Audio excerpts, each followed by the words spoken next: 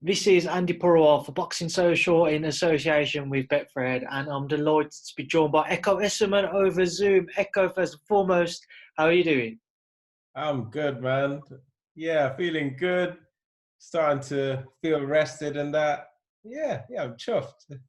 It's good to hear, mate. Obviously, firstly, congratulations as well with your victory this past weekend over Cedric Peynaud. Let's go back to that and just talk me through the fight, Ekow. What are your thoughts on it and your performance? Yeah, I gave myself, I think when I came out the ring, I gave myself a C for it. Um, obviously, I haven't boxed since last year, November, so about 11 months or so, like quite a long time. Got back in there and just got the ring rust off, got my, like obviously, first of all, had to sort out my distancing. And once I sorted out the distance, I could land my jab at will. And I just enjoyed the boxing lesson I gave him. You certainly seem very comfortable in there. You never really ever seemed like you was in trouble. Is that how you felt throughout the fight? Yeah, that's how I felt. I felt good. There was a couple of times, obviously, he tried to rush me with certain shots, and you think, oh, okay, that was good, that was good. But it's boxing, man. You can't allow yourself to get fully flustered. You just have to roll with the shots and take a few. You weather them, and then you get back to boxing, and that's it. Obviously, there was a lot of talk in the build up to the fight, the fact that Cedric's previously fought Conor Benn. Going into it, I know that you said that you didn't really see any comparisons there, you just wanted to do your own thing, but now you're reflecting your opinion. Did you produce a better performance than what Conor did? Well, say the first time Conor fought him, a lot of people could say it was controversial that Conor won it. Um, I fought him. I didn't have any kind of proper trouble with him.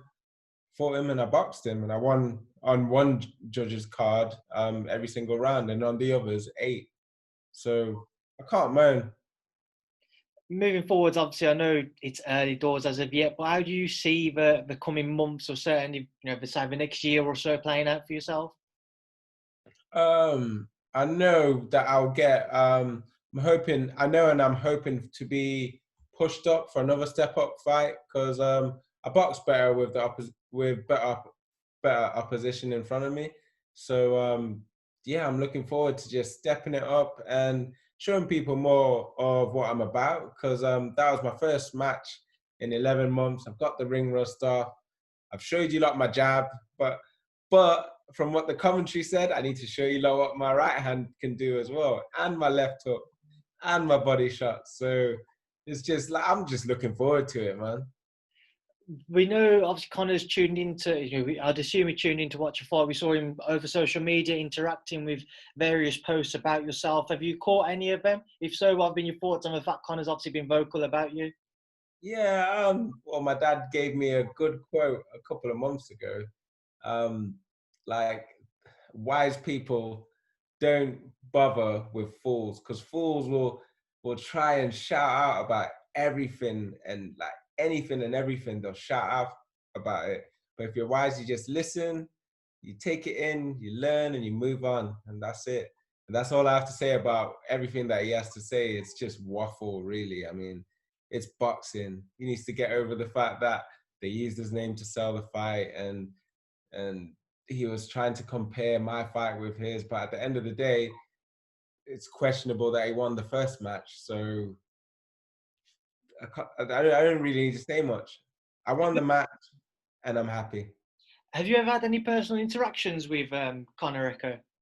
I've met him before, yeah. Well, not like not that we chose to meet. It just happened to be by chance. We bumped into each other. That was it, really. He's an all right guy. Don't get me wrong. I don't have anything against him, but it's just boxing. And if we're pitted against each other when we fight, then I'm all for it.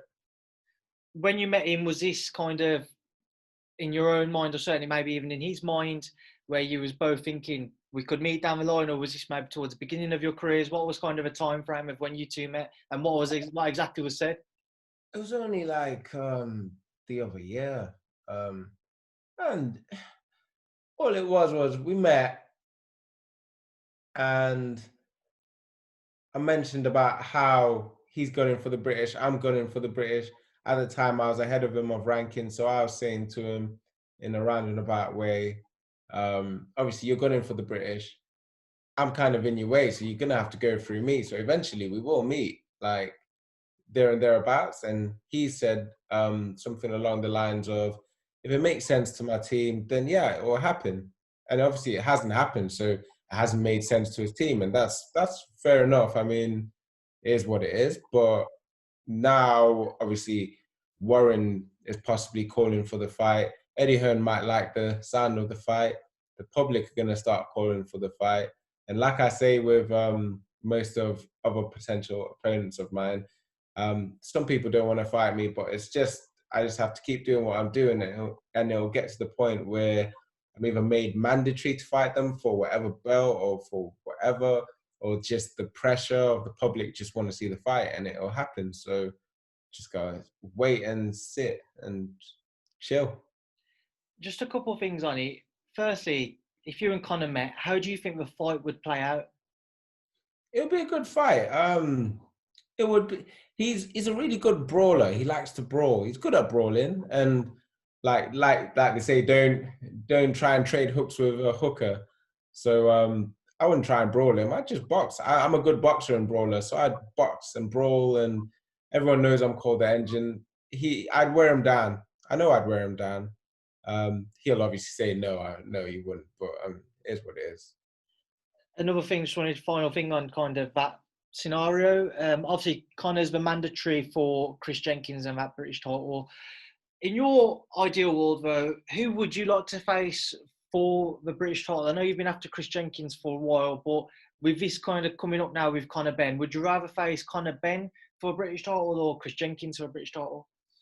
Either or, I just want the British title. If I have to face Chris Jenkins, then I'll cross that bridge when I come to it. I'll beat him, God willing, and I'll defend it to Conor Benn. I mean, it's just whoever wins it. I'm gunning for whoever wins it. There's no point thinking I'd rather fight him or him, because at the end of the day, I don't have a choice, and whoever will be. So, yeah. Ekow, final thing, how did you celebrate your victory this past weekend? You know what? Yeah, I won the match. I went back to my room. We was chilling with my coaches. We was catching joke and that, and then I just had something to eat and went to bed. It was just it was just one of them. I wasn't in my home city. I didn't have like all my close knit peoples with me. Obviously, I had like my trainers and whatnot, but all my people weren't there, so we couldn't just turn up how we would like to turn up and just all kinds of getting joke and that. But yeah, it was just a calm, low key one. But I got home yesterday and the missus told me we was going out for a meal. Then she surprised me with all my people. Yeah, at one of the places that we were supposed to go, and that was good. So I celebrated yesterday. I know that was supposed to be my final question, Ekow, but just something I didn't touch on. Obviously, boxing behind closed doors. How did you feel about it? How did you find the experience? It was cool. You know, when I was on GB, we used to have like some proper intense bars, and those were behind closed doors, like no real crowd and no real like buzz of people cheering and that. But you just had to do what you had to do, and it just reminded me a bit of that. But as well as that, when we boxed abroad, it was kind of that as well, because like when you go box abroad, some people don't know who you are, so there aren't going to be a lot of people in the crowd cheering at all. So it's one of those things. You box, so as soon as you get in the ring, as soon as you're trading leather, you soon forget about the fact that there's no crowd and you just got to do what you do. But on the flip side of that, when I was watched back a few highlights, I could hear myself, like, you know, the noises, the grunts that you make. I was thinking, oh gosh, I need to come out with some better noises. I might start vrooming like a car. We'll leave that there. We'll leave you to enjoy the rest of your evening. It's been a pleasure to catch up with you. Stay safe, and I'm sure I will speak to you soon. Thank you for your time, and thank you for speaking to Boxing Social. Cheers, Andy, man. Take care.